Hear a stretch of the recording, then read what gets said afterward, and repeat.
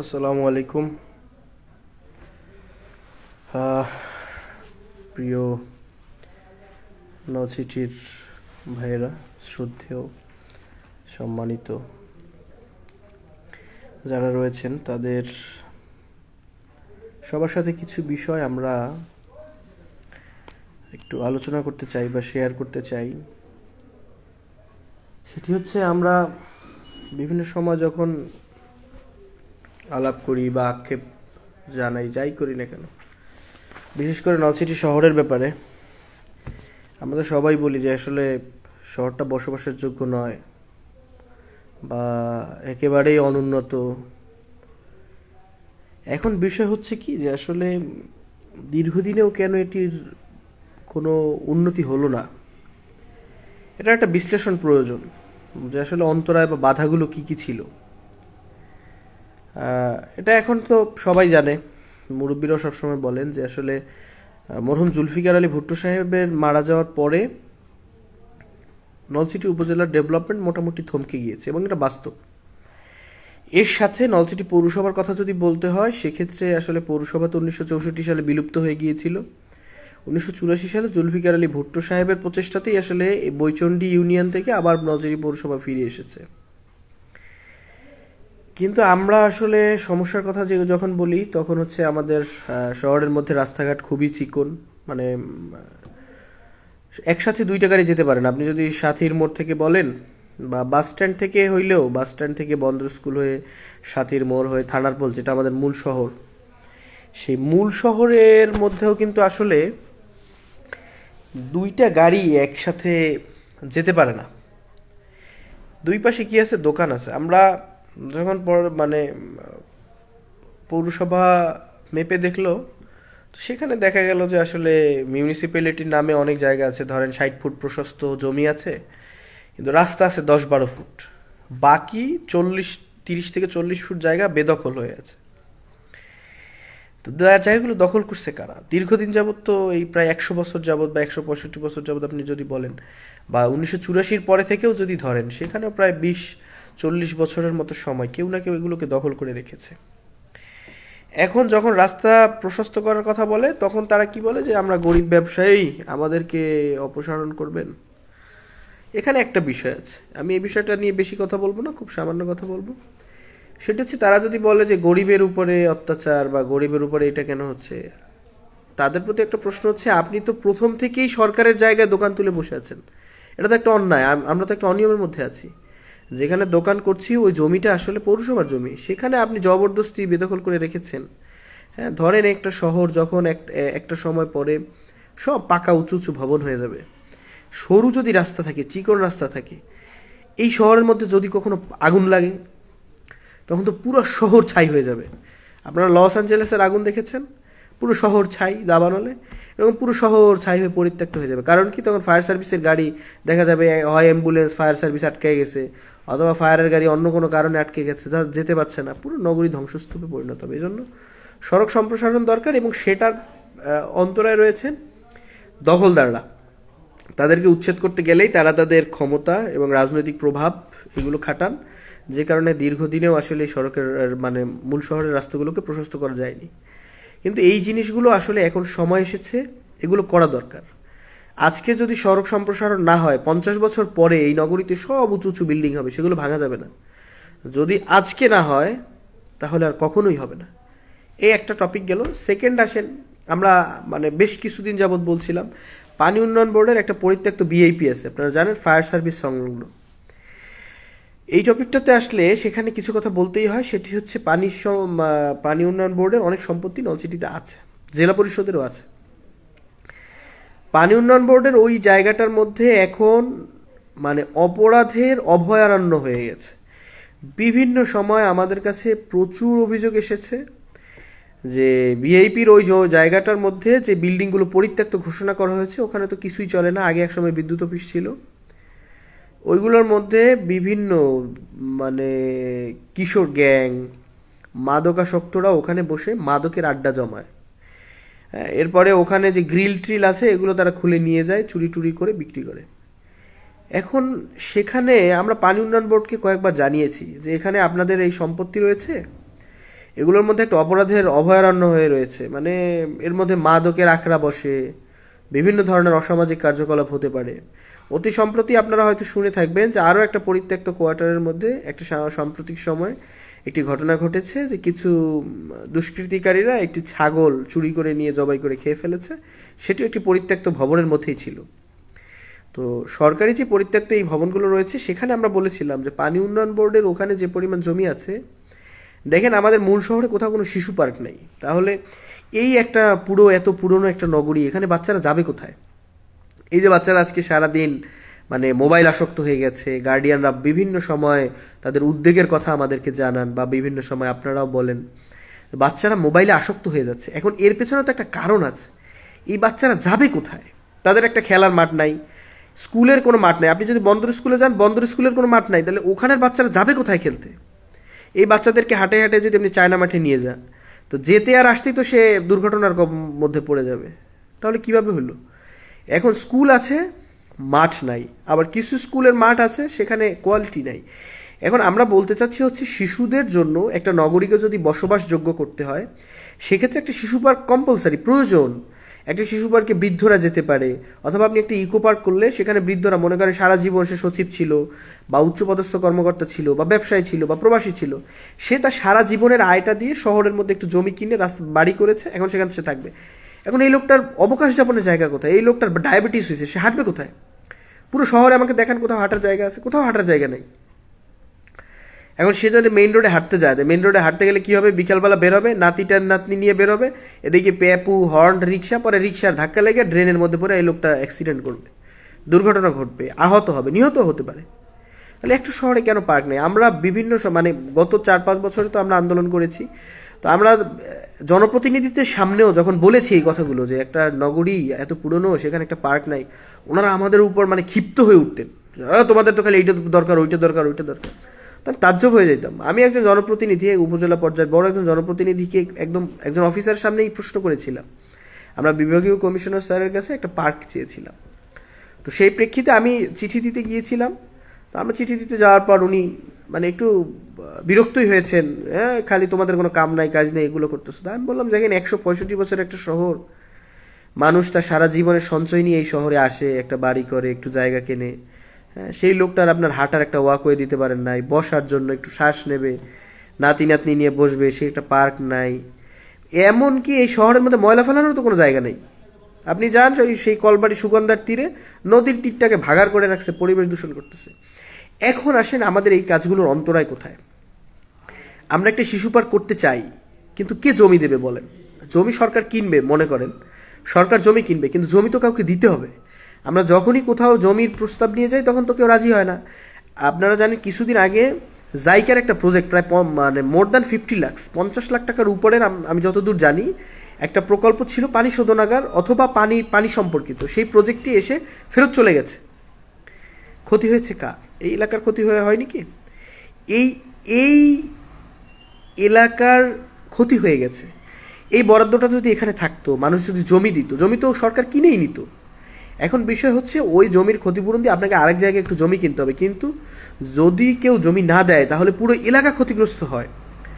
আর আমাদের ভীষণ যদি দূরে না যায়, হ্যাঁ, আমরা যদি ডেভেলপমেন্টের জন্য একটু যদি স্থান করে না দিই, এতদিন একটা বড় প্রতিবন্ধকতা ছিল, বিভিন্ন জায়গায় রাজনৈতিক অনেক সমস্যা ছিল, সেগুলো আস্তে আস্তে কাটিয়ে আমরা যখন এই দিকগুলো নিয়ে ভাবছি, তখনও বিভিন্ন জায়গায় আমরা সহযোগিতা পাচ্ছি না, মানুষ আগ্রহী হচ্ছে না, অথবা আমরা তাদেরকে বুঝাতে পারছি না।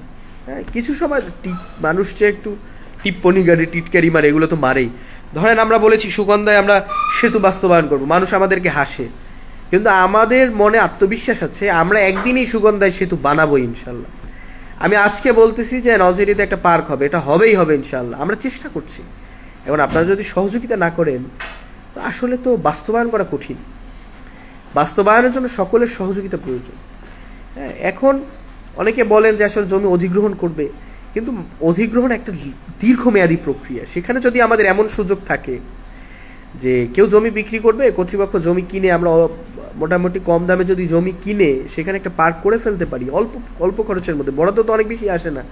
আপনারা জানেন হরিলুট হয়ে গেছে নলছিটিতে, কিছু নাই। একই প্রকল্প ধরেন গ্রামীণ অবকাঠামো উন্নয়ন প্রকল্পতেও দেওয়া আছে, সেখান থেকে টাকা তুলে নিয়ে আবার পৌরসভা থেকেও টাকা তুলে নেওয়ার চেষ্টা করা হয়েছে বা তুলে নেওয়া হয়েছে।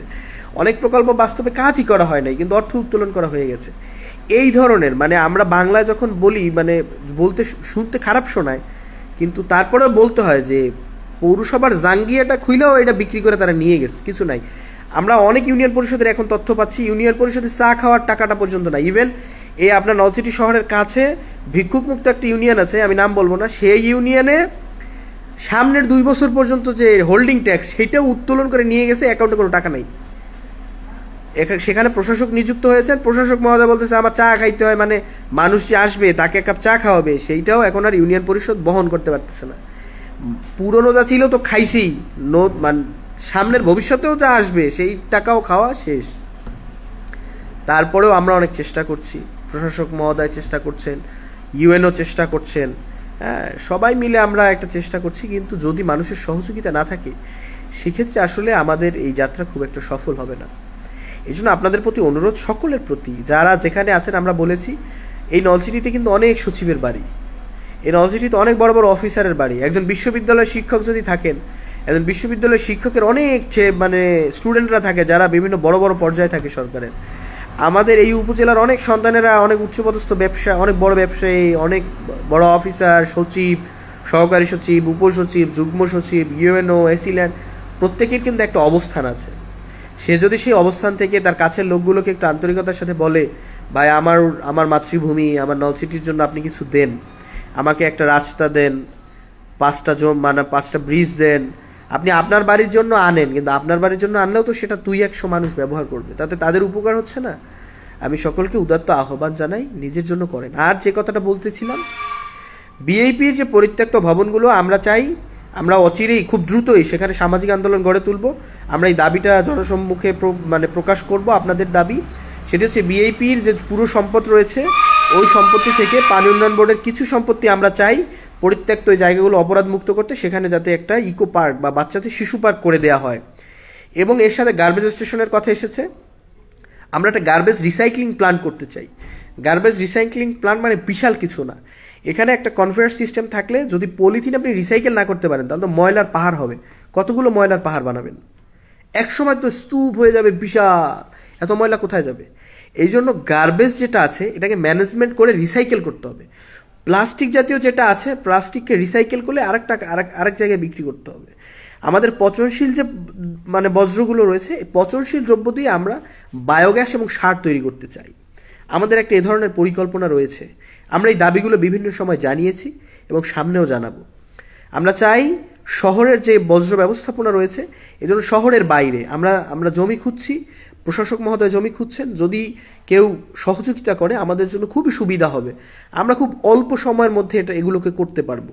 হ্যাঁ, আমরা যদি একটা গার্বেজ রিসাইক্লিং প্ল্যান্ট করি, সেখানে আপনার বাসার যে পচনশীল এবং অপচনশীল দুইটা ময়লাকে আপনি আলাদা ফেলে দেবেন, আমরা পচনশীল বজ্র দিয়ে আপনার জন্য বায়োগ্যাস এবং আপনার জন্য কম্পোস্ট সার, জৈব সার তৈরি করব।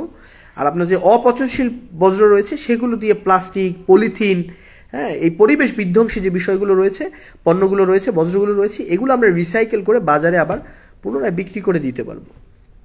এটা পৌরসভার একটা অ্যাসেট হবে যদি পৌরসভা এটা করতে পারে।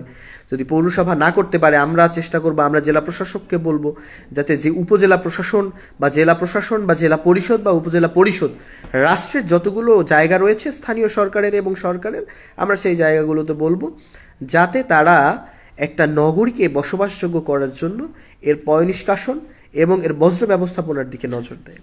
এরপরে আসেন, আমরা বলেছি একটি উন্মুক্ত মঞ্চের কথা। নলছিটিতে আপনি যদি বলেন সেখানে আপনি একটা সাংস্কৃতিক প্রোগ্রাম করবেন, সেটা ধর্মীয় সাংস্কৃতিক হোক অথবা বাঙালির সংস্কৃতি হোক, আপনি সেখানে পয়লা বৈশাখ করেন আর একটা মিলাদ মাহফিল বা ওয়াজ মাহফিল করেন, আপনার বসার জায়গা কোথায়? একমাত্র মাঠ আছে আপনার চায়না মাঠ, সেখানে আপনি কত ধরনের কাজ করবেন? অতএব নলছিটিতে অবশ্যই একটা মুক্ত মঞ্চের প্রয়োজন। আমরা সেখানে একটা প্রস্তাবনার দিকে এগিয়েছি, আমরা একটা দাবি জানিয়েছি স্থানীয় যারা রয়েছে, নাগরিক যারা রয়েছে, নাগরিকদের পক্ষ থেকে, এবং উপজেলা প্রশাসনও আমাদের সাথে আন্তরিক এবং ইতিবাচক রয়েছে। আমরা বিদ্রোহী কবি, আমাদের জাতীয় কবি কাজী নজরুল ইসলামের নামে একটা মুক্ত মঞ্চ দাবি জানিয়েছি। আমার আশা উপজেলা প্রশাসন এদিকে নজর দেবে এবং উপজেলা নির্বাহী কর্মকর্তা মহোদয় এটার ব্যাপারে যথেষ্ট আন্তরিক রয়েছেন। আমরা আশা করছি অচিরেই আপনাদেরকে আমরা একটা মুক্তমঞ্চ উপহার দিতে পারবো। উপজেলা প্রশাসন আপনাদেরকে হয়তো এরকম একটা মুক্তমঞ্চ উপহার দিতে পারবে, যেখানে আপনারা মাহফিল করতে পারবেন, কোরআনের প্রতিযোগিতা করতে পারবেন, অথবা গানের আয়োজনও যারা সংস্কৃতি মনে রয়েছে তারা করতে পারবে। এরপরে আসেন কালেক্টরেট স্কুলের কথা বলেছি আমরা। এর কারণ কি? এর পেছনে কারণ হলো উপজেলা পর্যায়ে যদি সরকারি অফিসাররা কিন্তু নলছিটিতে কেউ থাকে না। আপনি মানে একদম সবাই জানে এটা, এটা একদম এখন ওপেন সিক্রেট বিষয়। সেটি হচ্ছে নলছিটি উপজেলার অফিসাররা কিন্তু কেউ নলছিটি থাকে না। শুধু উপজেলা নির্বাহী কর্মকর্তা এবং এসি ল্যান্ড এই দুইজন অফিসার ছাড়া ম্যাক্সিমাম লোক থাকে না। আর যত বাকি অফিসাররা আছে এদের বাচ্চারা পরে বরিশাল, হ্যাঁ এরা বরিশাল থাকে। ফলাফল কি? ধরেন নলছিটিতে শহরে যতগুলো স্কুল আছে এখানে যদি অফিসারের ছেলেরা না থাকে তাহলে তারা তো ওই সমস্ত জিনিস মনিটর করে না। যখন তারা মনিটর করে না তখন ওগুলো শিক্ষার মানও থাকে না। এজন্য কি প্রয়োজন, আমরা যদি একটা কালেক্টরেট স্কুল বানাতে পারি বা প্রশাসন যদি একটা কালেক্টরেট স্কুল বানায়, তখন অফিসারদের বাচ্চাদের পড়ার একটা ভালো জায়গা হলো। অফিসাররা বলেন কি যে আমাদের বাচ্চার পড়ানোর ভালো জায়গা নাই, আমাকে বরিশাল যেতে হবে। এখন যদি উপজেলা প্রশাসনের নখদর্পণের মধ্যে একটা স্কুল হয়, প্রাথমিক বা মাধ্যমিক, তখন কি হবে, উপজেলার যে অফিসাররা আছেন ওনারা ভাড়া বাসায় থেকে হলেও নলছিটিতে বাচ্চাকে পড়াতে পারবে। তখন মনে হবে না উপজেলা প্রশাসনের সবসময় নজরদারি রয়েছে, বা অন্যান্য যত অফিসাররা রয়েছেন ওনাদের তো নজরদারি থাকবে। যখন ওনাদের নজরদারি থাকবে তখন ওই সমস্ত শিক্ষা প্রতিষ্ঠানে শিক্ষার মান উন্নত হবে। কারণ শিক্ষকরা চিন্তা করবে কি যে এখানে বড় অফিসার এসি ল্যান্ডের বাচ্চারা পড়ে, এখানে ইউনোর বাচ্চারা পড়ে, এখানে আরডিওর বাচ্চারা পড়ে, এখানে ধরেন আরএমওর বাচ্চারা পড়ে, এখানে টিএইচওর বাচ্চারা পড়ে। তখন ওই শুধু তো অফিসারদের বাচ্চারা পড়বে না, তার সাথে অন্য লোকের বাচ্চারা পড়বে। ওই অন্য বাচ্চাদের শিক্ষার মানটাও কিন্তু অফিসারদের বাচ্চাদের জন্য ভালো হয়ে গেল। সো আমাদের সেই আমরা বলেছি নজরুল মঞ্চ যেরকম প্রয়োজন, আমাদের গার্বেজ স্টেশন যেরকম প্রয়োজন, সাথে সাথে কিন্তু আমাদের এখন একটা কালেক্টরেট স্কুলও প্রয়োজন।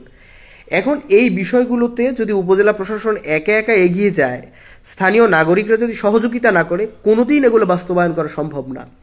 কারণ হচ্ছে আমরা কয়েকদিন আগে একটা সংবাদ দেখেছি, একজন ইউনোর কাঁধে হচ্ছে 164টা দায়িত্ব। তো একটা লোকের 24 ঘন্টা হলো সারাদিন, এখন এই লোকটা খাবে কখন, ঘুমাবে কখন, কাজ করবে কখন? সেক্ষেত্রে যদি স্থানীয়রা আন্তরিকভাবে এগিয়ে না আসে, আর এখানে আরেকটা প্রতিবন্ধকতা আছে, সেটা হচ্ছে আমাদের সমাজে কিছু লোক থাকে যাদের ভীষণ হলো শুধুমাত্র আত্মসাৎ। এই ধরনের ভীষণের লোক দিয়ে সমাজের কোনো উপকার হয় না। আমাদের সমাজে কিছু লোক আছে যারা শিক্ষিত জ্ঞানী, কিন্তু তারা নিরিবিলি চুপচাপ থাকেন, কোনো কিছুর মধ্যে আসেন না। তাদেরকে এখন একটু আওয়াজ তোলা প্রয়োজন। আমাদের জ্ঞানী লোকগুলোকে একটু সামনে আসা প্রয়োজন। জ্ঞানীরা যদি জ্ঞান না দেয়, পরামর্শ না দেয়, সহযোগিতা না করে, তাহলে কেউই কোনোভাবেই আসলে এগিয়ে যেতে পারবে না। একটা লোককে আপনি কত ফোর্স করবেন, সে কত যাবে? এটা কি সম্ভব? আপনি একজন ডিসিকে কত ফোর্স করতে পারবেন, সে কত যাবে? তার আরো কাজ রয়েছে না, তাকে তো ঘুমাতে হবে, খেতে হবে, প্রশাসনিক কাজ রয়েছে। এখানে বলার মূল উদ্দেশ্য হচ্ছে আমরা বলেছি স্থানীয়দেরকে এগিয়ে আসতে হবে। এখন ধরেন আপনার সরকার চাইছে আপনার এখানে একটা পার্ক করে দেবে, আপনি জমি দিচ্ছেন না, স্থানীয়রা জমি দিচ্ছে না, তাহলে কিভাবে আপনি পার্ক পাবেন? যেটা আজকে হবে না, যদি হয় এবার আর না হয় নেভার, হয় এখন হবে আর না হলে কিন্তু কখনো হবে না। এই রাস্তা এইবার না হলে ভবিষ্যতেও আসলে এই সম্প্রসারণ হবে না। বাস টার্মিনাল, নলছিটি বাস স্ট্যান্ডে যদি আপনি যান, এই বাস স্ট্যান্ড আজকে এরকম আছে, 50 বছর পর তো এরকম থাকবে না। এখানে আরো ঘনবসতি হবে, আরো বিল্ডিং হবে, তখন চাপ বাড়বে। এই বাস টার্মিনাল শহরের মধ্যে একটা পেটের মধ্যে বিস্ফোরা, এটা তো নাভির গোড়ায় টিউমারের মতো একটা অবস্থা। এই টার্মিনালকে শহরের বাইরে নিতে হবে। যদি আপনি টার্মিনালকে শহরের বাইরে না নিতে পারেন, মূল শহরে আপনার এন্ট্রি বন্ধ হয়ে যাবে, আপনি বিভাগীয় শহরে একসময় যাইতেই পারবেন না। এখনই তো বাস টার্মিনালে জ্যাম থাকে, বাস স্ট্যান্ডে জ্যাম থাকে, ওখানে থাকাই যায় না। এখন এই বাস টার্মিনাল যাবে কোথায়? আপনারা জানেন এর আগেও কিন্তু এই টার্মিনালের বিষয়ে আমরা 2-3 বছর যাবত আন্দোলন করেছি, সংবাদ প্রকাশ হয়েছে, সংবাদকর্মীরা বিভিন্ন সময় সংবাদ প্রচার করেছে যে এই টার্মিনালকে শহরের বাইরে নিতেই হবে। এখন টার্মিনালকে শহরের বাইরে নেবে, কিন্তু জায়গা দেবে কে? কিন্তু জায়গা দিতে চাইছে না। আপনারা হাস্যকর হলেও সত্যি, আপনারা দেখবেন মল্লিকপুর, খোঁজাখালী মল্লিকপুরের জায়গাটা কিন্তু একসময় ভেঙে যাচ্ছিল, তখন ওখানে কেউ জমি কিনতো না, বেচলেও কেউ কিনতে চাইতো না। আমরা সেখানে আন্দোলন করেছি, স্থানীয়রাও ছিল আমাদের সাথে।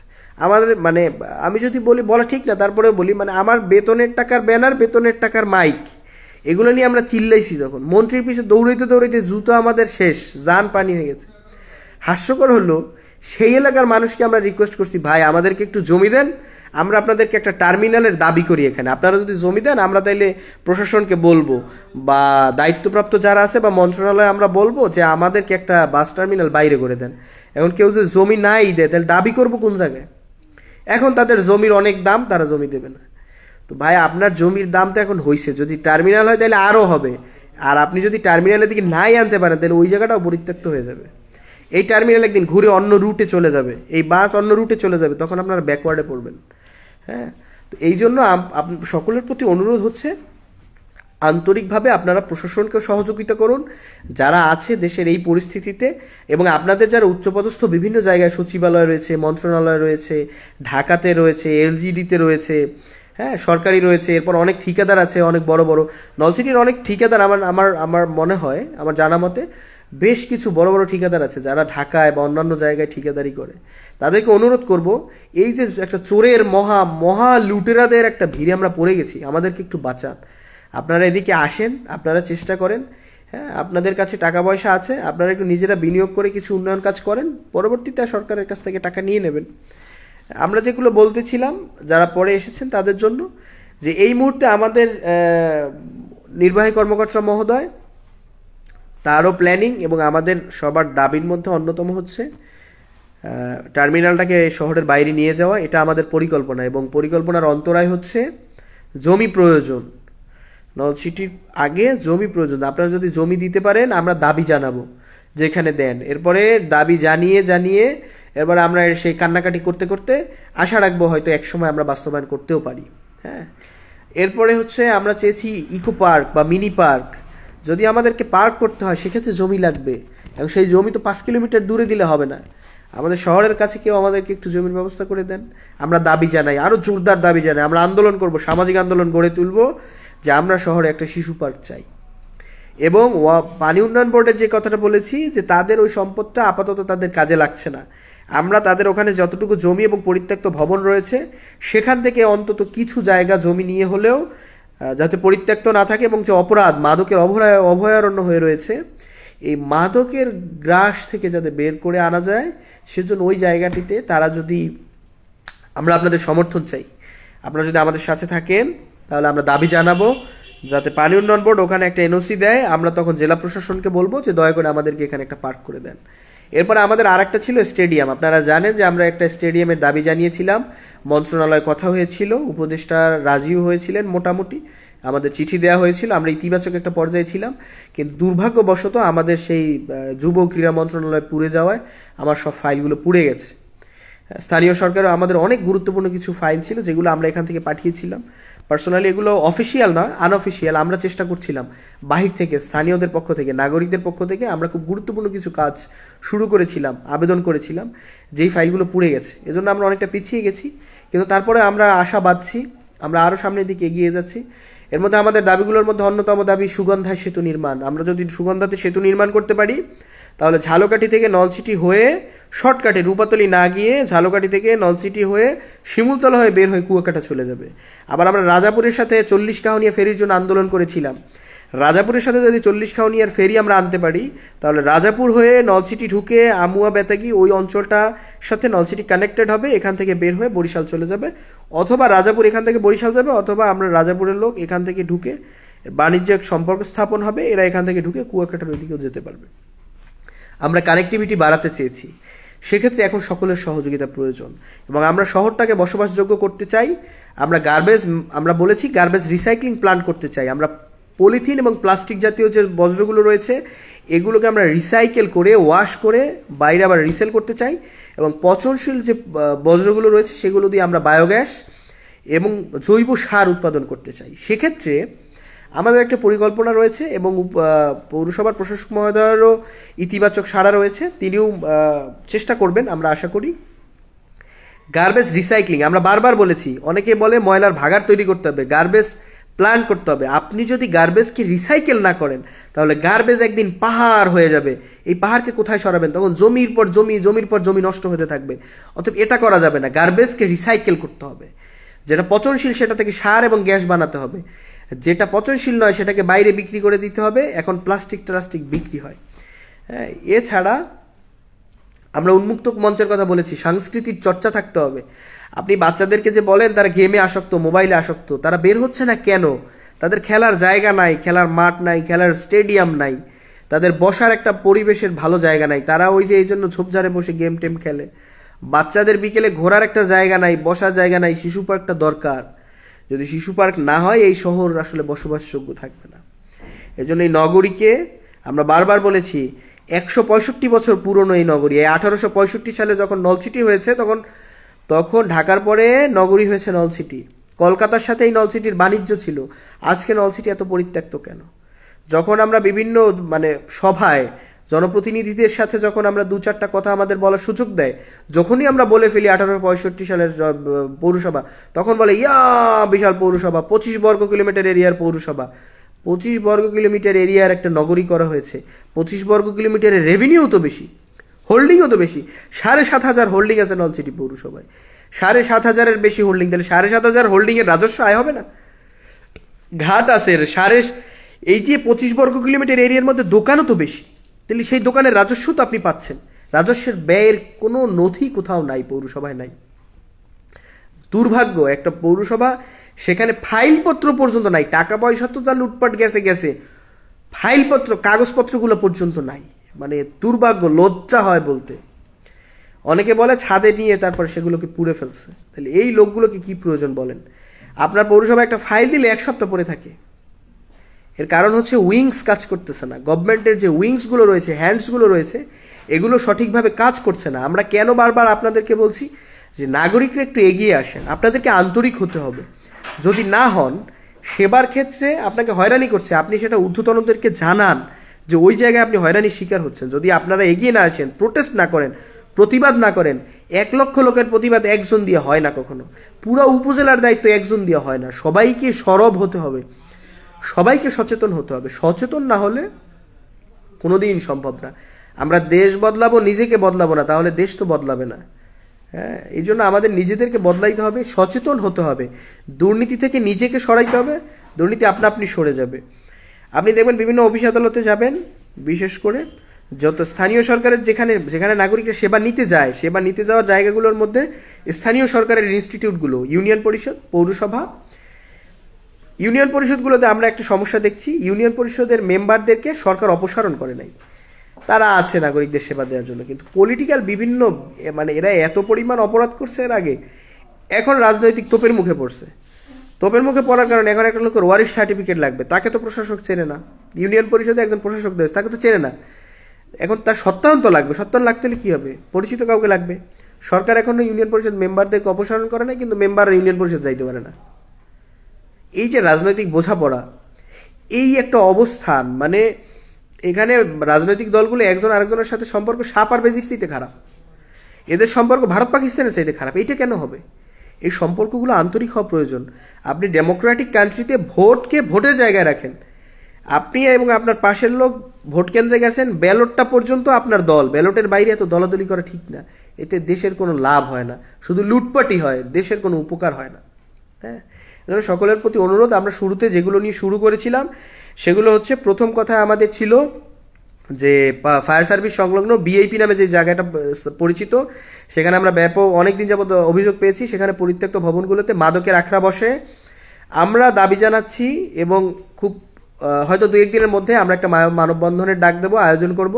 সেখানে আমরা জেলা প্রশাসনের কাছে দাবি জানাবো যাতে করে পানি উন্নয়ন বোর্ডের ওই জায়গা থেকে কিছু জায়গা আমাদেরকে দেয়া হয়, সেখানে যাতে একটা পার্ক করা যায়, একটা বাচ্চাদের জন্য শিশু পার্ক করে দেয়া যায়, যাতে মানুষ দম নিতে পারে। এরপরে আমরা বলেছি বাস টার্মিনালকে শহরের বাইরে আনতে হবে। বাস টার্মিনালকে শহরের বাইরে আনতে হলে আপনাদের সহযোগিতা প্রয়োজন। আপনারা একটু জমির ব্যবস্থা করে দেবেন। হ্যাঁ, আপনাদেরকে ছাড়তে হবে।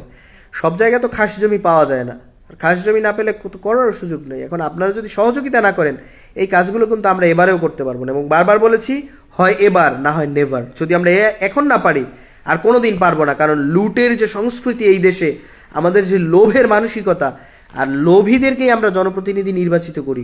পরবর্তীতেও হয়তো ভোটারদের যদি সচেতনতা না বাড়ে, ভোটাররা আবার এই লোভীদেরকে আবার আনবে।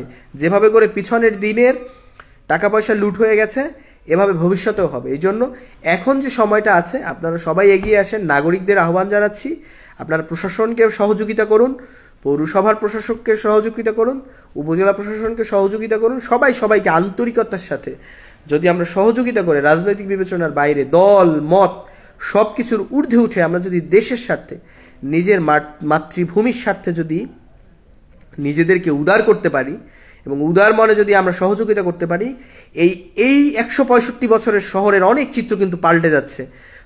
আজকে আমরা একটা রাস্তায় গিয়েছিলাম, প্রশাসক মহোদয় গিয়েছিলেন, সেখানে 60 বছর পরে আজকে রাস্তা হচ্ছে। আমরা কিন্তু হিস্ট্রিকে পরিবর্তন করতে যাচ্ছি। অতএব যদি আপনারা সহযোগিতা করেন, আপনারা যদি সমর্থনে পাশে থাকেন, এগিয়ে আসেন, আমাদের সাথে থাকেন, আমরা হিস্ট্রি বদলে দেব। আমরা 165 বছরের পুরনো নগরীর কলঙ্ক বদলে দেব। আপনারা আমাদের সাথে থাকেন, একটু সহযোগিতা করেন, আন্তরিক হন, একটু উদার হন, কনজাস্টেড হবেন না, শুধু নিজের চিন্তাটা করবেন না, আপনি দেশের চিন্তা করেন, আপনার শহরের চিন্তা করেন, আপনার এই মাতৃভূমিকে আপনি কি দিতে পারলেন, আমি আমার মাতৃভূমিকে কি দিতে পারলাম, আমি এই চিন্তাটা করি। যেদিন আমাদের এই নগরী এর মধ্যে একটা কথা একটু চলে আসে, সেটা হচ্ছে অনেকেরই একটা অ্যালার্জি যে আসলে আমার এত সমস্যা কেন, এত দামি আমাকে কেন জানাইতে হবে, এই পার্ক লাগবে আমার কেন বলতে হবে, এই বাস টার্মিনাল শহরের বাইরে নিতে হবে আমার কেন বলতে হবে, অনেকেই তো বলতে পারে। এটা জাস্ট আমার মাতৃভূমির প্রতি আমার রেসপন্সিবিলিটি, আর কিছু নাই। হ্যাঁ, ক্যারিয়ার ডেভেলপমেন্টের কথা চিন্তা না করে আমি এখানে পড়ে আছি এই উপজেলার একটা ছোট্ট শহরে।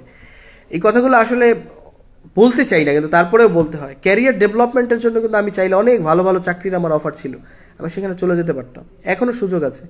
শুধুমাত্র যাচ্ছি না এই শহরটার মাতৃভূমির জন্য। অনেকেই তো ব্যর্থ হয়ে চলে গেছে, অনেকেই ব্যর্থ হয়ে রাগ করে অভিমান করে মাতৃভূমির প্রতি চলে গেছে। প্রবাসে তো আমরাও হয়তো চলে যেতে পারি যদি চেষ্টা করি, হয়তো যেতেও হবে একটা সময়, কিন্তু আমরাও সর্বশেষ দিন পর্যন্ত চেষ্টাটা করতে চাই। হয়তো আমিও একদিন বলবো যে আমিও চেষ্টা করেছিলাম, ব্যর্থ হয়েছি, অথবা চেষ্টা করেছিলাম, সফল হয়েছি। অতএব আমরা চেষ্টা করছি, আমাদের সাথে আসুন, আমরা আরেকটু সাহস করি, আপনারা আমাদের সাথে আন্তরিক হন, আমরা আর একটা চেষ্টা করে দেখি এই শহরকে বদলাতে পারি কিনা, আমরা এই শহরটাকে একটু বসবাসের যোগ্য করতে পারি কিনা। আমরা আপনাদের জন্য আমরা সবাই মিলে চেষ্টা করতে চাই এই শহরের মধ্যে একটা ছোট্ট পার্ক হোক, একটা কালেক্টরেট স্কুল হোক, একটা উন্মুক্ত মঞ্চ হোক যেটা আমাদের জাতীয় কবি কাজী নজরুল ইসলামের নামে হবে, একটা উন্মুক্ত মঞ্চ হোক। আমাদের এই শহরের মধ্যে পরিত্যক্ত এই সমস্ত ভবন না থাকুক, উপজেলা কোয়ার্টারগুলোর মধ্যে সব ভবন পরিত্যক্ত, কারণ এগুলো এক সময় হয়েছে একসাথে রিজেক্ট হয়ে গেছে।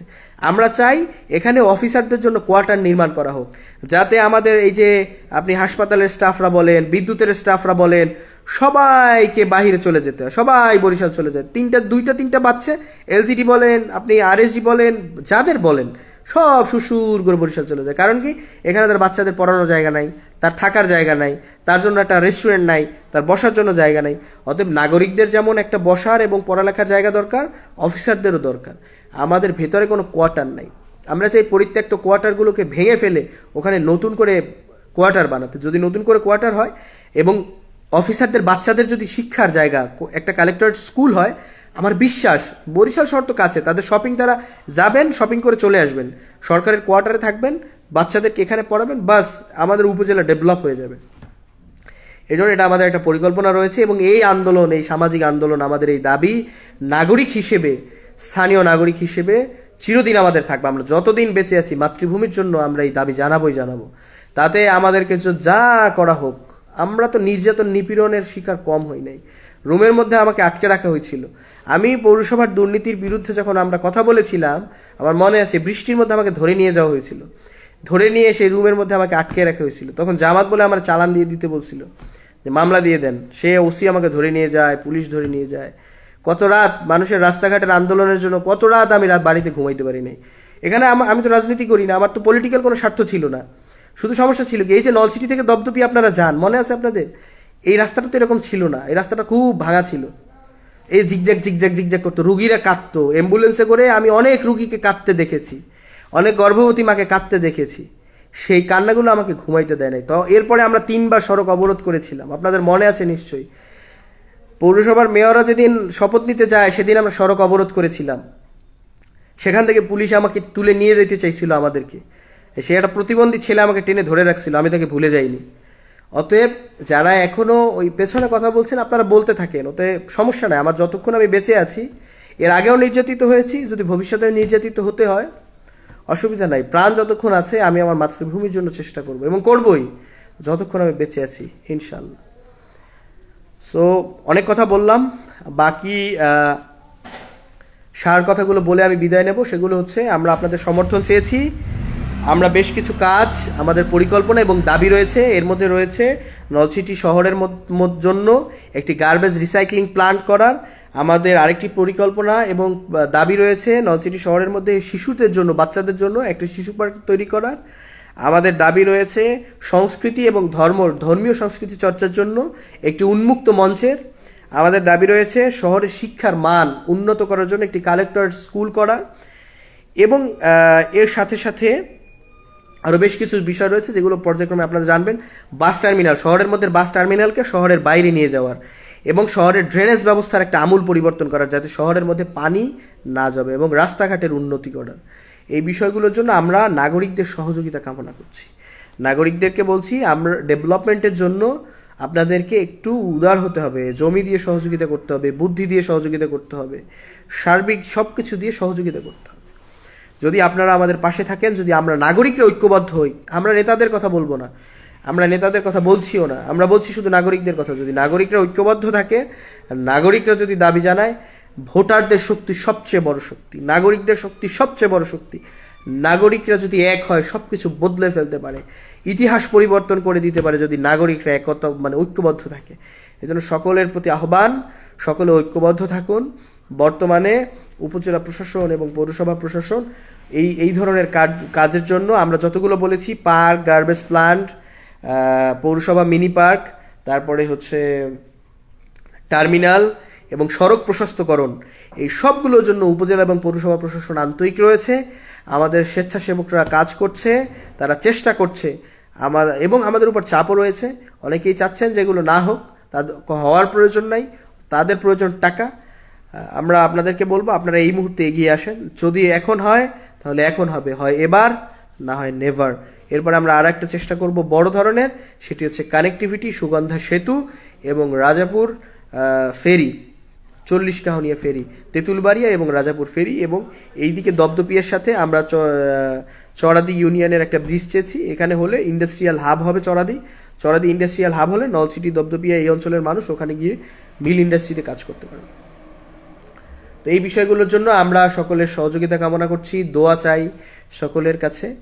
টোটালি নন পলিটিক্যাল হিসেবে, একদম সম্পূর্ণ অরাজনৈতিক হিসেবে, একজন বাঙালি, একজন বাংলাদেশি নাগরিক হিসেবে, একজন নলছিটির নাগরিক হিসেবে, মাতৃভূমির প্রতি দায়বদ্ধতা থেকে আপনাদের প্রতি আহ্বান জানাচ্ছি, আপনারা ঐক্যবদ্ধ হন। এই যে লুটেরা, যারা পৌরসভার, উপজেলার, ইউনিয়নের রাস্তাঘাট লুটপাট করে খেয়ে ফেলেছে, তারা কিন্তু এখনো সক্রিয়। কারণ এই যে চোরেরা, এই চোরেরা সর্বদলীয় হয়, চোর সর্বদলীয় চোর। এই সমস্ত লুটপাটকারী ঠিকাদার, এরা সর্বদলীয়, এদের কোনো দল হয় না। এদের ব্যবসায়ী হলো এই সমস্ত সরকারের টাকা এগুলো চুরি করে লুটপাট করে খাওয়া। তাদের বিরুদ্ধে আমাদেরকে শক্ত অবস্থানে দাঁড়াতে হবে, তাদের বিরুদ্ধে প্রোটেস্ট করতে হবে। আমরা তাদেরকে শক্ত হাতে এই জিনিসগুলো আদায় করে নেব। আদায় করার জন্য আপনাদের সহযোগিতা প্রয়োজন। রাস্তাঘাটের ব্যাপারে ব্যাপক চেষ্টা চলছে, দিন রাত নির্ঘুম আমরা পরিশ্রম করে যাচ্ছি আপনাদের জন্য, আপনাদের রাস্তাঘাটগুলো আদায় করে দেওয়ার জন্য। কিন্তু যে সমস্ত ঠিকাদার টাকা চুরি করে নিয়ে গেছে, ফাইলপত্র চুরি করে নিয়ে গেছে, আপনারা অন্তত, আমাদের তো শক্তি কম, আপনারা একটু আল্লাহর কাছে দোয়া করেন যে আল্লাহ হয় এদেরকে দুনিয়া থেকে নিয়ে যাও, হয় হেদায়েত দাও, নাইলে দুনিয়া থেকে নিয়ে যাও, এরা জীবনটা শেষ করে দিয়েছে। অথবা তাদেরকে হেদায়েত দাও, তারা যাতে এই টাকা পয়সা যেগুলো আত্মসাৎ করছে, এই টাকা দিয়ে যাতে রাস্তাঘাট করে মানুষের দুর্ভোগটা লাঘব করে। যেইখানে টাকা লুট হয়েছে, যেইখানে টাকা কাজ না করে খেয়ে ফেলছে, ওইখানে চাইলেই আবার একটা প্রকল্প আনা যাচ্ছে না, চাইলেই সেটা সংস্কার করা যাচ্ছে না। অনেক রাস্তা, খোঁজাখালী, পোলেরহাট, শঙ্করবাসার রাস্তা, শঙ্করবাসা পোলেরহাট থেকে খান সড়ক হয়ে RSG মেইন রোডে ওঠার, তারপরে তাঁতিপাড়ার বাড়ির রাস্তা, অনেক রাস্তা, এরপরে আন্দির পাড়ের রাস্তা, অনুরাগের রাস্তা, ফরাসিনার রাস্তা, কাণ্ডবাসার পুলিশ ফাঁড়ির রাস্তা, গোয়ালগাড়ির রাস্তা, কোথাও রাস্তা নাই। এই সব কিছু নিয়ে আমরা একটা চলমান যুদ্ধের মধ্যে আছি। এই যুদ্ধের জন্য আপনাদের কাছে আমরা সহযোগিতা কামনা করছি, ভালোবাসা এবং দোয়া চাই। আপনারা ওই সমস্ত লুটেরাদের জন্য আল্লাহর কাছে দোয়া করেন, আল্লাহ ওদেরকে হেদায়েত দিয়ে দিক, তারা যাতে কাজগুলো করে দেয়, অথবা আল্লাহ তাদেরকে আসমানে নিয়ে যাক, তাদের আর দুনিয়াতে দরকার নাই, তাও একটা পদ হবে। অথবা আল্লাহ নিয়ে না গেলেও অন্তত হেদায়েত দিয়ে যাতে এই কাজগুলো করায়। সকলের সমর্থন, সকলের ভালোবাসা, সকলের দোয়া কামনা করছি। উপজেলা এবং পৌরসভা প্রশাসন নলসিটির ডেভেলপমেন্টের জন্য যথেষ্ট আন্তরিক আছে। এবং সাথে আরেকটা কথা বলতে চাই, সেটি হচ্ছে যে নলসিটির বর্তমান উপজেলা নির্বাহী কর্মকর্তাকে কিন্তু সরানোর জন্য অনেকেই উঠে পড়ে লেগেছে। এই প্রশাসক যাওয়ার পরে যিনি অফিসার আসবেন তার বুঝতেও 1 বছর যাবে, এরপরে দেশের প্রেক্ষাপট পরিবর্তন হয়ে যাবে। অর্থাৎ ডেভেলপমেন্টের যে একটা ক্ষুধা আমাদের ছিল, সেই ক্ষুধা থেকে যাবে। আমরা বঞ্চিত ছিলাম, বঞ্চিতই থেকে যাব। এই জন্য চোরের দল, যাদের টাকা পয়সা যারা খেয়ে ফেলেছে, তাদের অনেক সমস্যা হচ্ছে, যে কারণে তারা বারবার চেষ্টা করছে এই প্রশাসককে বদলি করার জন্য। আমরা আপনাদের কাছে দোয়া চাচ্ছি, এই প্রশাসককে আমাদের আরও কিছু দিন প্রয়োজন। এই উপজেলা প্রশাসনের নির্বাহী কর্মকর্তাকে নলছিটির উন্নয়নের স্বার্থে আরও কিছু দিন প্রয়োজন। তাহলে নলছিটির উপকার, নলছিটির মানুষের কল্যাণ।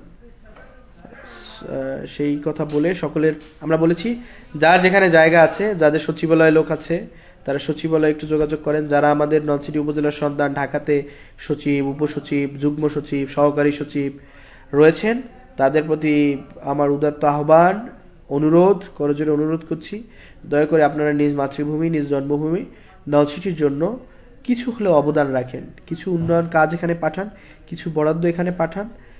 এখানে স্কুল কলেজ করে দেন, এখানে মাদ্রাসা করে দেন, রাস্তা করে দেন, ব্রিজ কালভার্ট করে দেন, যা পারেন করে দেন, যা পারেন নিজ মাতৃভূমির জন্য আনেন। আমাদের একটা আহ্বান থাকবে। আশা করছি সকলে এই বিষয়টিকে ইতিবাচকভাবে নেবেন। কথার মধ্যে যদি ভুল ত্রুটি হয়ে থাকে সকলে ক্ষমা করবেন। আসসালামু আলাইকুম।